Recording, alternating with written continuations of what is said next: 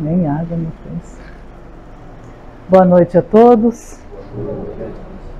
Como Galácia disse, né? Sejam todos bem-vindos. Que Jesus auxilie, né? Para que a gente consiga tirar proveito, né? O intuito, toda vez que a gente prepara alguma coisa, chega aqui na frente, é de auxiliar, de levar um esclarecimento, de consolar, né? Então que Jesus auxilie para que a gente consiga isso.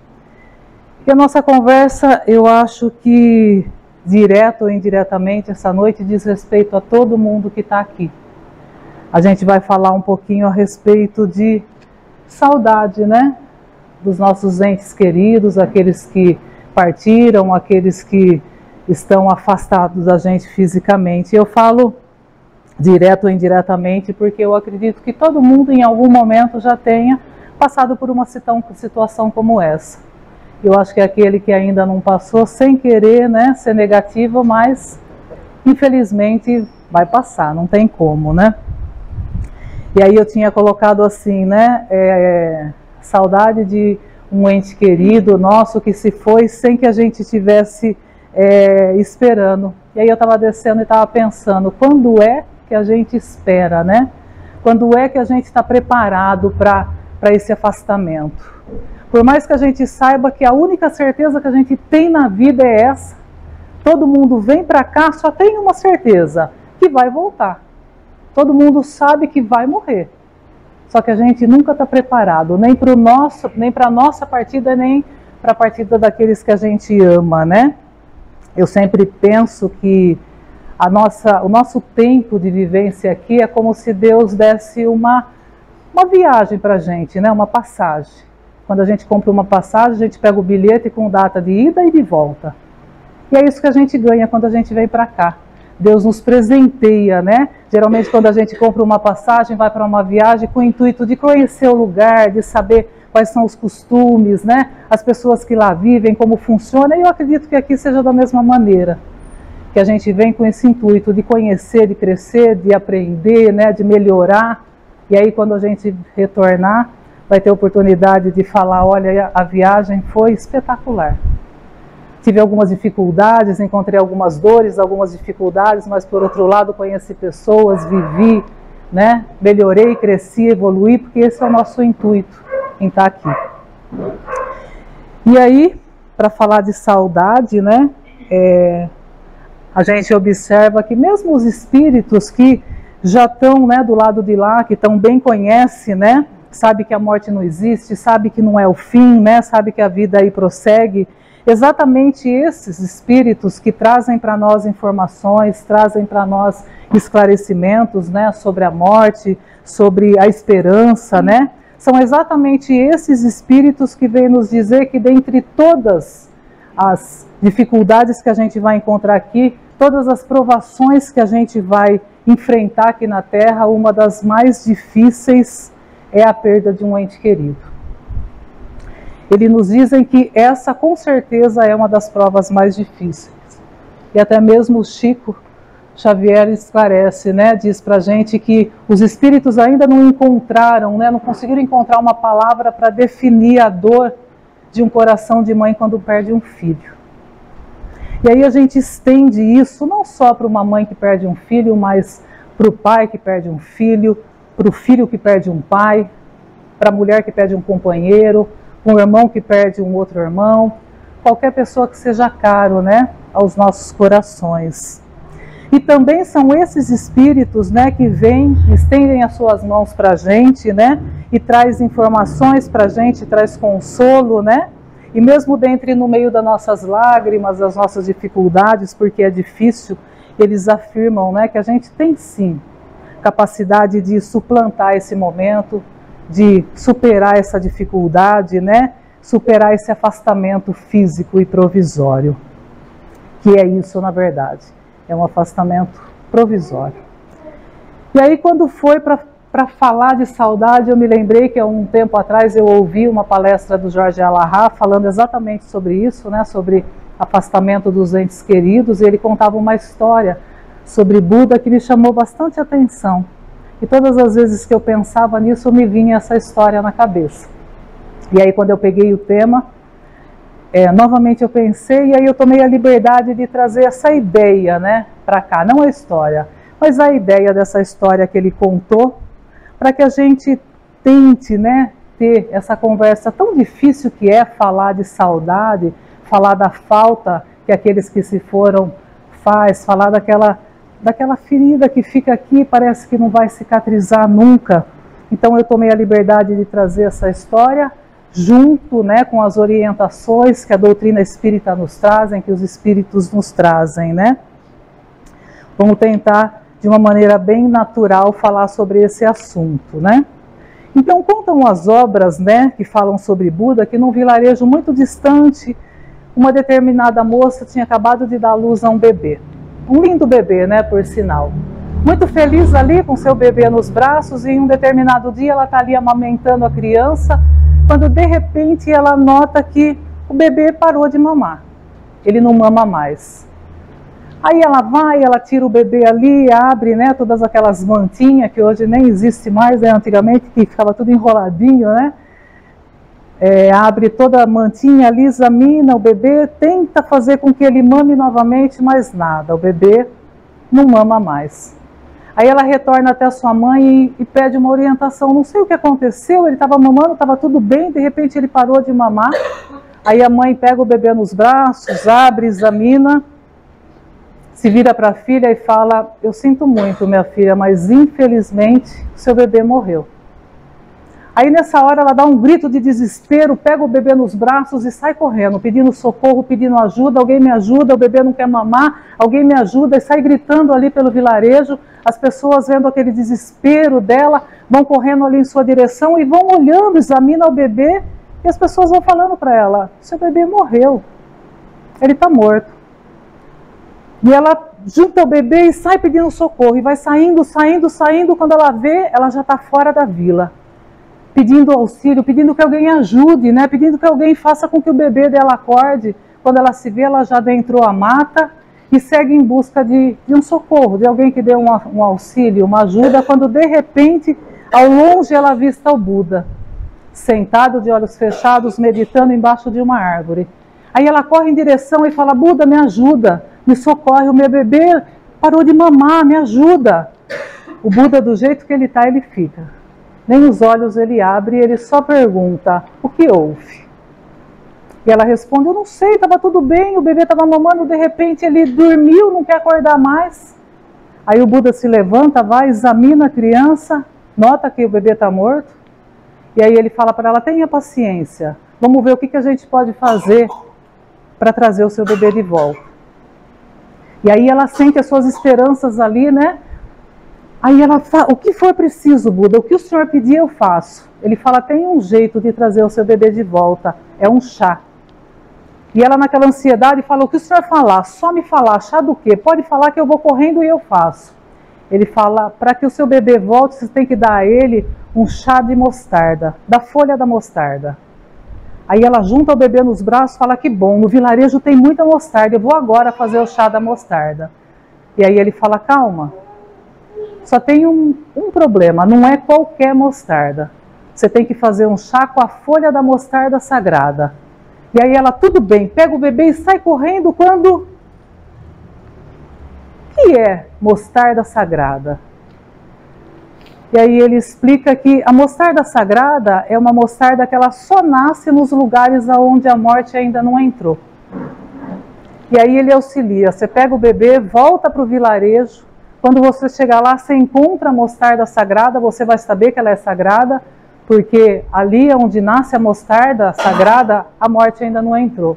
Aí você faz o chá e dá para o seu bebê tomar. Ela pega o bebê e sai em disparada, agradece o Buda e sai correndo para o vilarejo. Quando ela chega no vilarejo, a primeira casa que ela encontra, ela já vai logo batendo, né? E assim que ela é atendida por uma senhora, ela vai logo perguntando: minha senhora, tem mostarda na sua casa, né? E a senhora de pronto responde: tenho, minha filha, tenho sim. E antes que ela indague a mulher se a morte por um acaso já chegou ali, ela já nota no semblante da mulher uma tristeza, ela vê que a mulher está meio angustiada e ela pergunta: tá tudo bem? Parece triste? Nesse momento a mulher se debulha em lágrimas, começa a chorar compulsivamente, não tem o que a consola.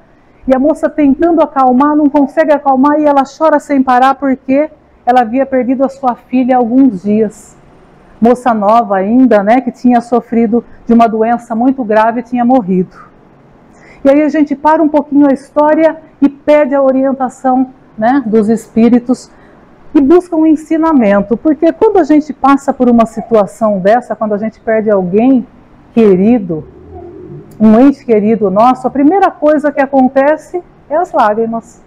A gente não consegue, né, segurar, a gente não consegue controlar. É um choro compulsivo. E a primeira coisa que a gente ouve também é: não chora. Não chora não, ele descansou, não chora, está melhor assim. Não chora, esse choro não vai fazer bem para o seu ente querido. Não chora, Deus está cuidando dela. E aí a gente pergunta, né? Será que a gente tem o direito de chorar? E a lição que os espíritos trazem para a gente é que quando a gente perde um ente querido, né? A gente pode sim chorar. Eles dizem que seria até injusto, né? Seria até desumano esperar que, mesmo com o nosso entendimento, que a gente já sabe que a vida não termina, que somos todos espíritos imortais, que a gente está aqui só por uma passagem, que a gente não chorasse a perda de um ente querido, que a gente não chorasse, né, de saudade, né, daqueles que se foram. E eles dizem que sim, que a gente tem esse direito, o direito sagrado de sentir saudade e de chorar. A gente tem o direito de chorar até mesmo quando um filho viaja, às vezes, não é assim? O filho passa na faculdade e a mãe já está se debulhando em lágrimas, né? Se precisar levar numa cidade, no aeroporto ou numa rodoviária, vai se debulhando em lágrimas. E às vezes está aqui, do lado, 50 quilômetros. E a gente chora, sente saudade, acorda no meio da noite com o coração apertado, será que está acontecendo alguma coisa? E a gente chora. Quem dirá quando a gente sabe que tem um afastamento, né? Quando a gente perde um ente querido, quando ele parte antes da hora que a gente espera. Então eles dizem que sim, né? Quando a gente sabe que um ente querido partiu, nos dá o direito sim de chorar. E a gente sabe que não é só a doutrina, né, que traz informações para a gente, né, sobre a alegria, sobre a tristeza. E Krishna, tratando, né, sobre a tristeza humana, ele diz que o homem sábio é aquele que diante das suas tristezas se entristece e diante das suas alegrias se alegra. E diz que se a gente não se entristecer diante das nossas tristezas e não se alegrar diante das nossas alegrias, quer dizer que a gente ainda não alcançou a sabedoria, né? E ainda afirma que quando a gente está diante, né, de um momento triste, a gente pode se entristecer, mas Krishna também tem mas, não é só doutrina, né? Mas que não muito. Que diante de momentos felizes a gente deve se alegrar, mas não muito, né? Porque o homem sábio é aquele que consegue dosar a alma para sentir, sem necessariamente se desequilibrar por causa disso, né? É aquela calma, tudo passa, que a gente tanto ouve, né? Que o Chico tanto nos diz. Ele fala que todas as coisas passam aqui na Terra, as dificuldades, as dores, o sofrimento, as lágrimas, né? As frustrações que fazem a gente chorar, tudo passa, né?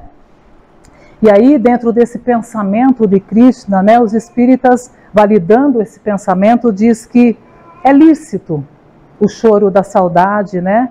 O choro daqueles que não estão mais conosco, da tristeza. E ao mesmo tempo dizem que não nos é lícito o choro do desespero, o choro da revolta, né? Que se a gente quer chorar a saudade daqueles que se foram, que a gente chore de saudade. Se a gente quer chorar a falta, que choremos então a falta, né? Só que o que a gente não pode é transformar essas lágrimas num hino perene, né, de tristeza para o resto das nossas existências. Que a gente viva o luto, que a gente sofra, né, de tristeza, que a gente mergulhe naquela saudade que nos acomete, mas que a gente saiba sair de dentro dela. Eu sempre falo isso, a gente pode ficar triste, a gente não pode se manter triste, né? Que a gente não permita que os nossos corações, né, contaminem todos os nossos dias, todo o resto da nossa existência. A gente precisa tomar cuidado com isso. Que a gente saiba caminhar, porque tem um ente querido nosso que se foi, mas também tem aqueles que ficaram, que também precisam da gente, que também precisam do nosso afeto, né? É claro que ninguém é substituível, aquele que ficou não substitui a dor e a falta daqueles que se foram, mas eles ainda ficaram, né? E não é justo que a gente abandone a todos como se o nosso coração tivesse perdido, né, a capacidade de amar.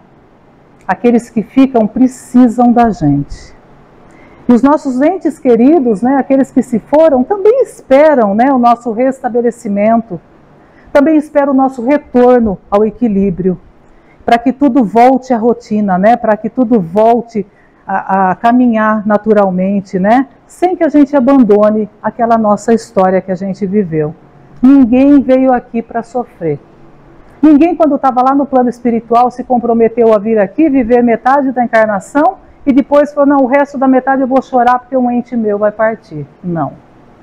A gente não veio aqui para sofrer. A gente veio aqui para caminhar. Se a gente observar todas as criações divinas, todas elas vivem em constante movimento. Tudo se movimenta o tempo todo e com a gente tem que ser assim também. A gente tem que seguir. A gente tem que caminhar e a gente já sabe que essa história de graminha verde e harpa não existe. Os nossos entes queridos, quando partem, continua também a sua jornada, a sua caminhada, tem trabalho, tem que crescer, tem que evoluir, tem que melhorar. Então, se a gente não estiver bem aqui, eles não ficam bem lá também, né? É por isso que Chico fala, chora, né? Quando não tiver como evitar, quando não puder controlar, chora. Mas o quanto antes, converta essas lágrimas, né, em trabalho, em prece, busca. A gente tem consolo, a gente tem auxílio o tempo todo. Aproveite esse auxílio. E aí, nesse momento, né, a moça ali, vendo a mãe, naquele desespero, né, pela perda da sua filha, tenta consolar ela e diz, por que será, não, que Deus faz isso? Por que será que Deus permite uma moça tão boa, uma senhora tão boa, quanto tanto sofrimento? E aí, neste momento, a senhora cessa os seus prantos e traz um ensinamento para a moça. Ela diz assim, nunca mais repita isso. Realmente a dor é grande e a saudade, então, nem se fala. Mas, quando Deus nos oportuniza com determinadas experiências na Terra, nunca é com o objetivo de nos fazer sofrer.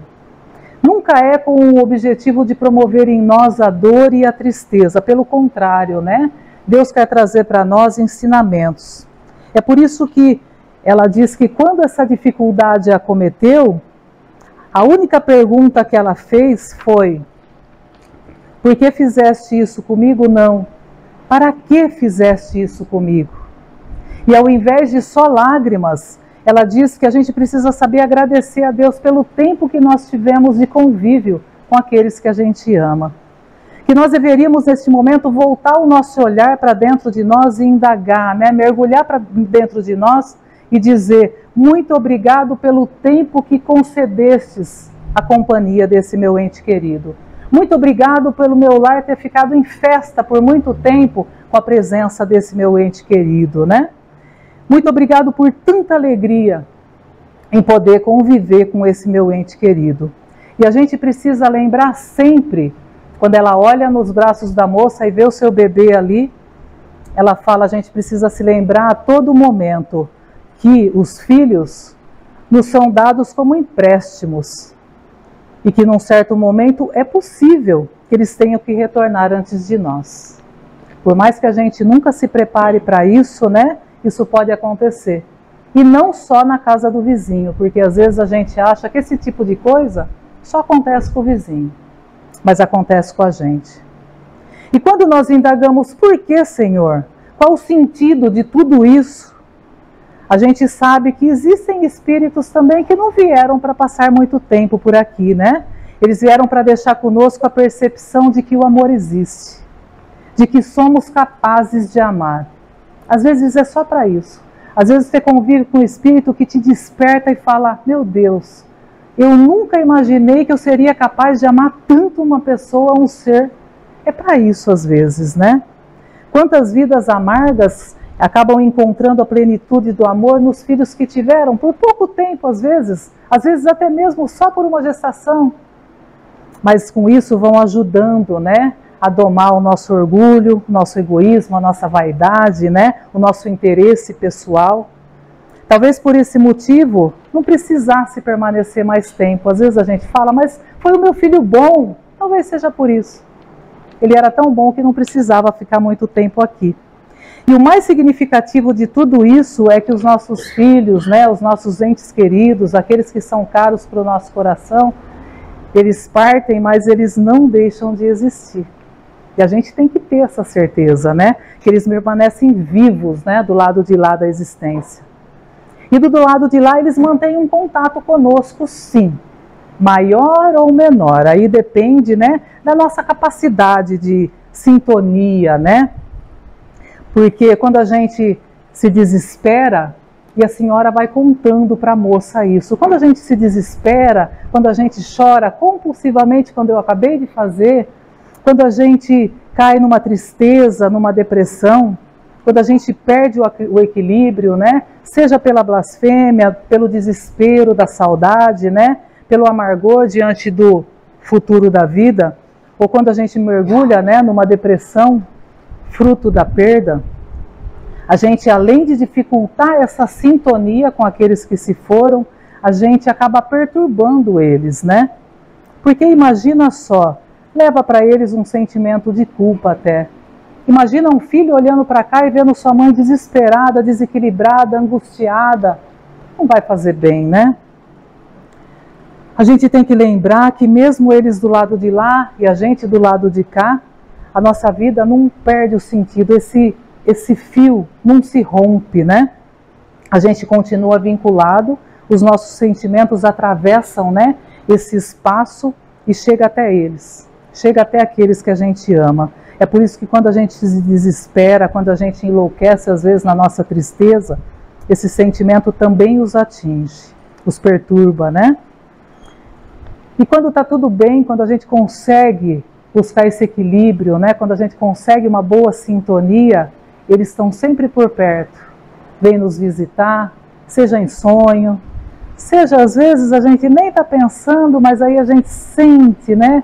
Parece que uma brisa traz, né, aquela lembrança, um cheiro. Não dá para explicar, mas eu acho que todo mundo que já perdeu um ente querido em algum momento já sentiu isso. É a presença, né?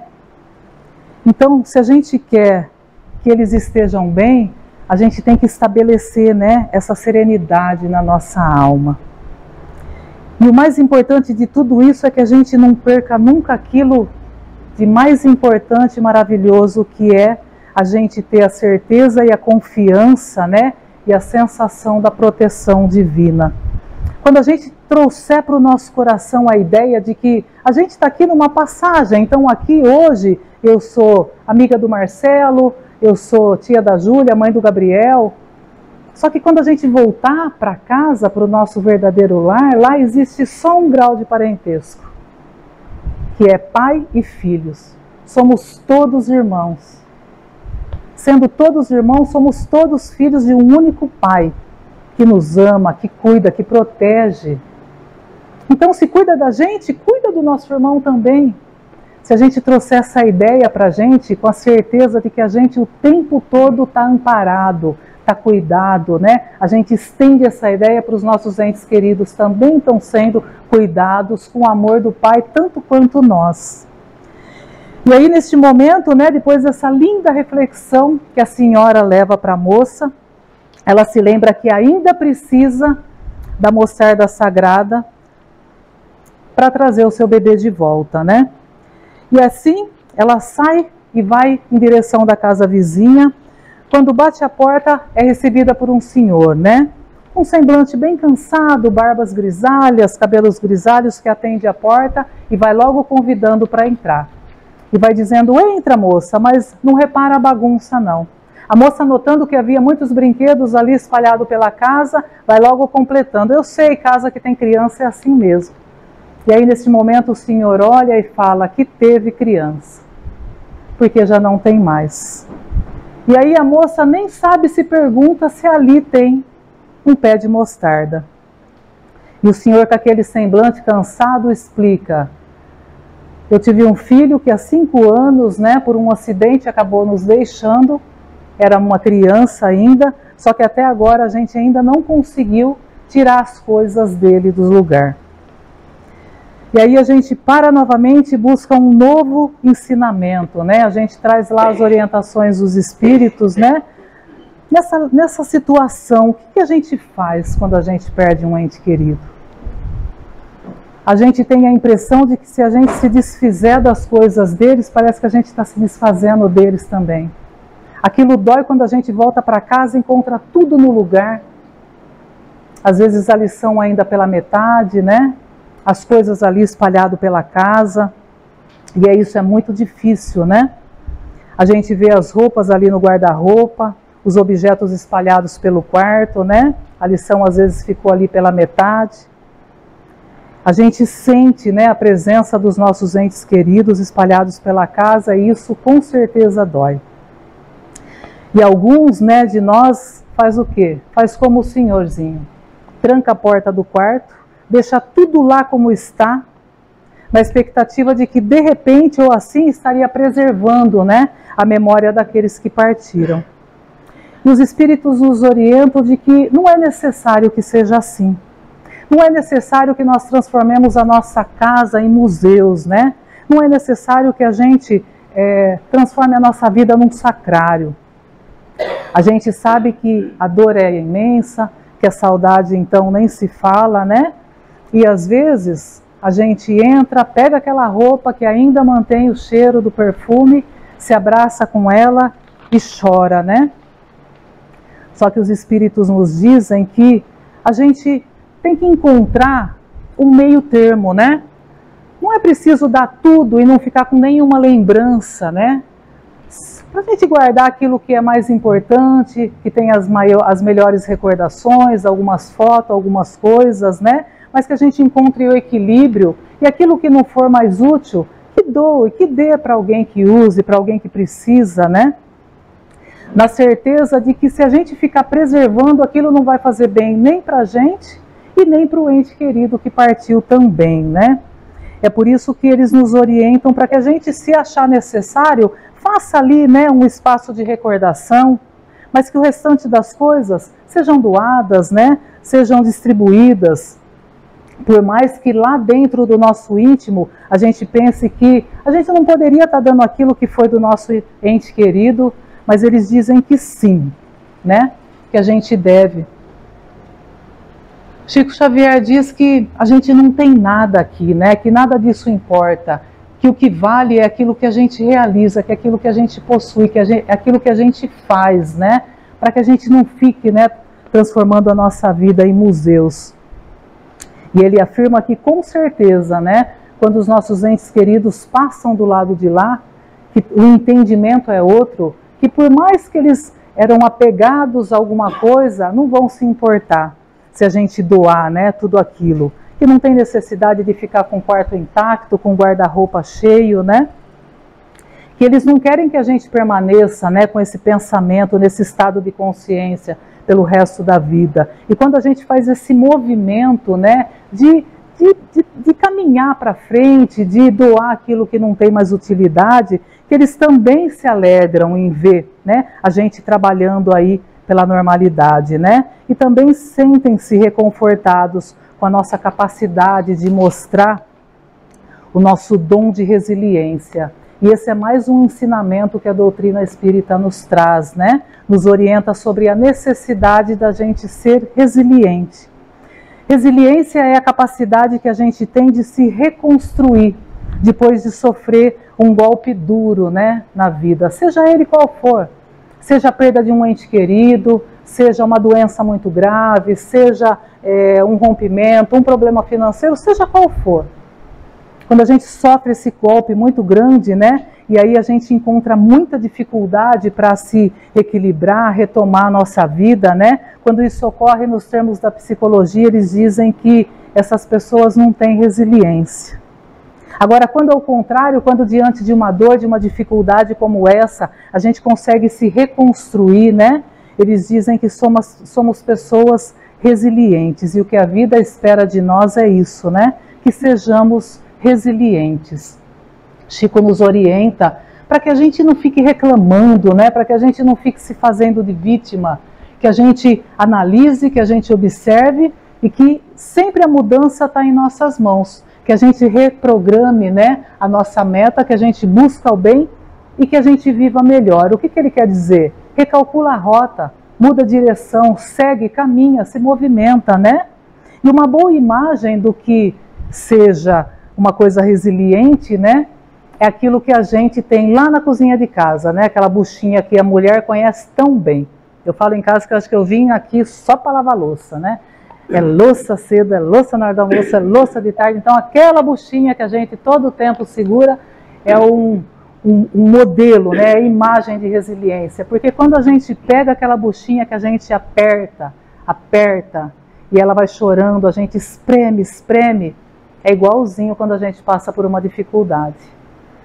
A gente passa por uma dor e aquilo a vida vai apertando, e a gente chora e a gente vai ficando pequenininho, igualzinho aquela buchinha, e no final a gente tenta dar uma chacoalhadinha assim, que sai umas gotinhas, igualzinho a gente. Aquilo dói, que parece que não vai passar nunca. E aí a gente vai se sentindo pequenininho, e a gente chora, e na hora daquele chacoalhão, é a hora que Deus fala, chega. E aí cai ali a última gota de lágrima, e você fala, eu tenho que buscar força. Porque quando a gente abre a mão, dá a impressão que aquela buchinha nunca mais vai voltar à sua forma original. E a mesma maneira é conosco. Quando a gente passa por aquela dor, por aquela dificuldade que deixa a gente tão pequeno e amassado, que tira tanta lágrima da gente, a impressão que a gente tem às vezes é essa, que nunca mais a gente vai voltar à nossa forma original. E aí a gente, através da prece dos nossos protetores, de Deus e Jesus, do auxílio, a gente busca força, e quando menos espera, a gente está igual a bucha, renovado. Ali, com a nossa forma original. Fica a cicatriz, mas a gente retoma, né? Isso é ser resiliência. E é isso que a vida espera da gente, né? Que a gente seja resiliente, que a gente retome a normalidade na nossa vida, principalmente depois de ter passado por uma dor, depois de ter tido que se despedir de um ente que a gente tanto amava, né? E aí depois de a moça ouvir toda essa história do senhorzinho que contou, chorou, né? Explicou toda a dificuldade de ter perdido um filho, com o coração apertado a moça vai saindo, né? Só que não mais com aquele desespero que ela adentrou o vilarejo. E ela caminha rumo à próxima casa.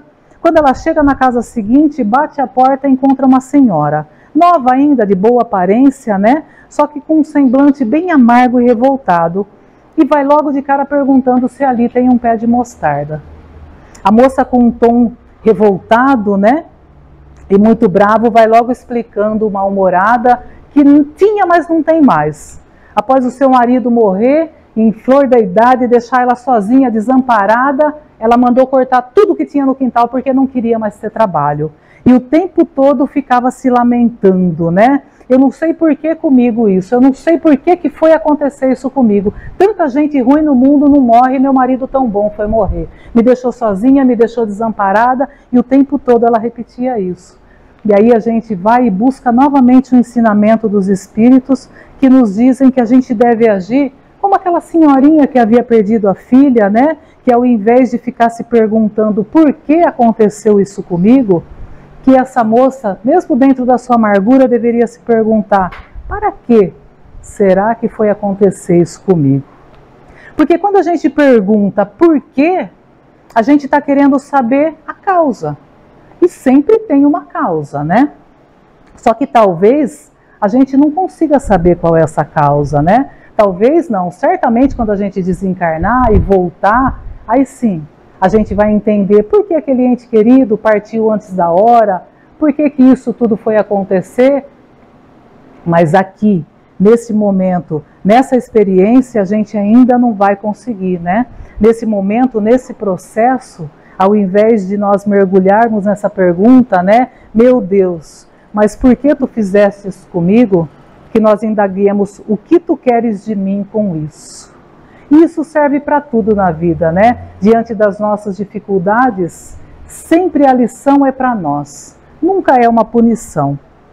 Há muitas pessoas que talvez pela falta de resiliência não conseguem, né, retomar a sua vida e continuam ali num processo, né, às vezes demorado, de décadas às vezes, de tristeza, de amargura, de solidão, de dificuldade de retomada da vida, quando na verdade deveriam redefinir a história, né, recalcular a rota, encontrar novos rumos.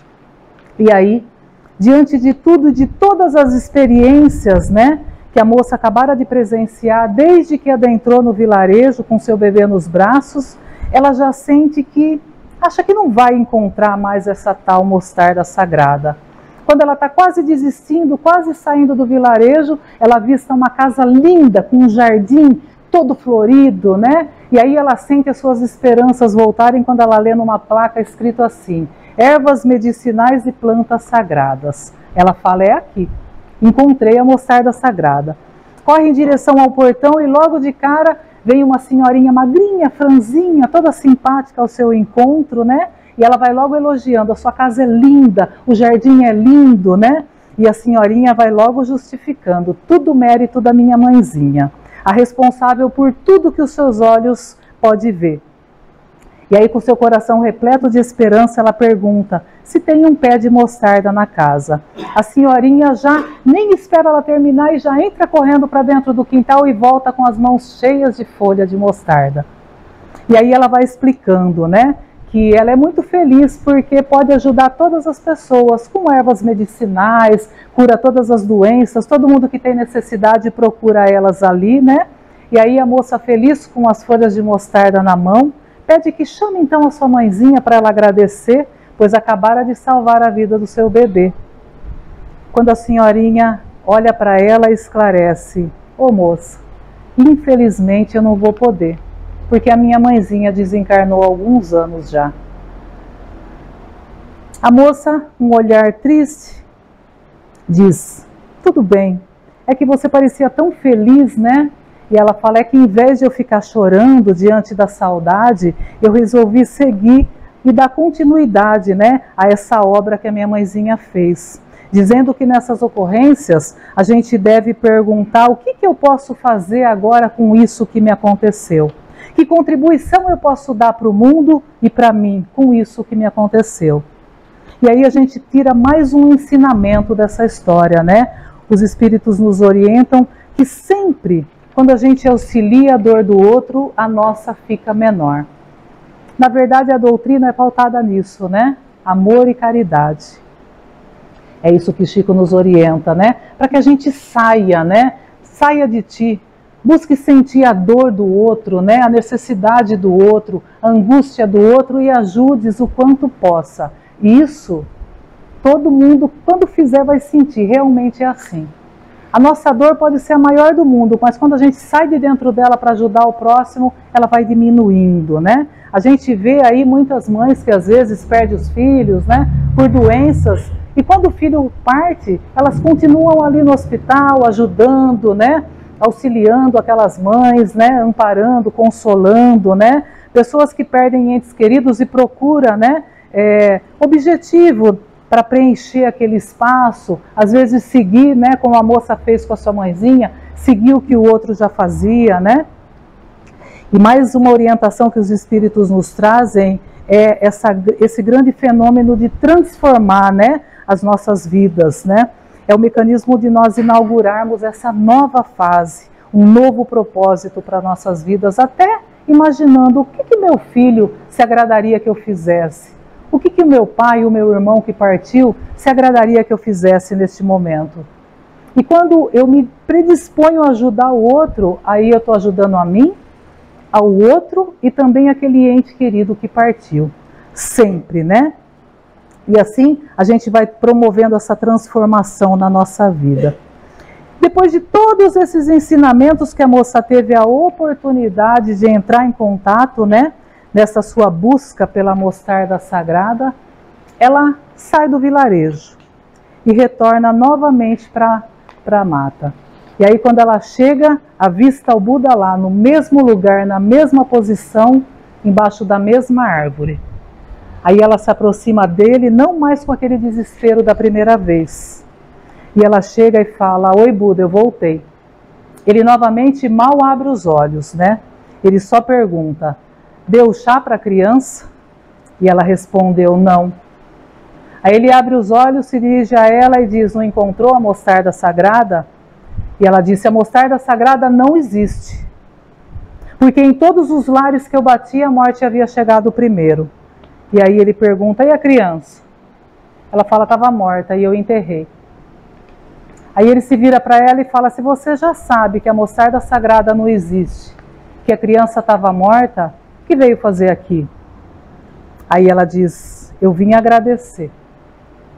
Porque você respeitou a minha condição e permitiu que eu mesma, por mim própria, descobrisse tudo isso.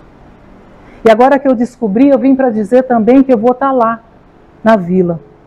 E vou levar essa mensagem para todas as pessoas de que essa tal mostarda sagrada não existe. E de que as famílias vão experimentar, sim, a dor da perda de um ente querido. Sempre encontrarão. Mas o mais importante é que elas saibam que não é apenas convosco, mas com todos os familiares. E é nesse sentido, né, que a gente precisa entender o que seja a vida e a morte. Que os próprios evangelhos, né, nos deixam uma mensagem de profunda beleza. Quando a gente analisa, né, eles nos mostram que, em verdade, os evangelhos, nenhum deles termina lá na crucificação. Todos possuem aquela história da fatídica sexta-feira em que Jesus foi crucificado, mas não é ali que os evangelhos terminam.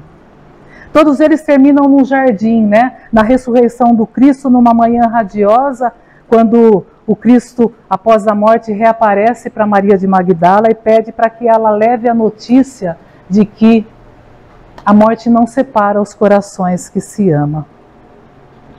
E dentro desse espírito que a doutrina nos convida, né, para que, apesar das dificuldades, apesar das dores, que são muitas, né, apesar de todas as nossas tristezas, que nós nos fortaleçamos nesse propósito de perceber a extensão da vida. A doutrina é consoladora por isso, né? Porque ela se apresenta sendo a doutrina que veio trazer conforto e consolo para as pessoas que estão sofrendo, principalmente quando passam por um momento como esse. Realmente ela consola. Só que o que a gente mais vê são pessoas que perderam um ente querido buscando esse consolo da doutrina espírita, e o que a gente mais vê na nossa casa é aquela pessoa que perdeu um familiar, na semana seguinte ela está aqui, sentada numa cadeira, e ela vem em busca desse consolo, ela vem em busca, né, desse conforto.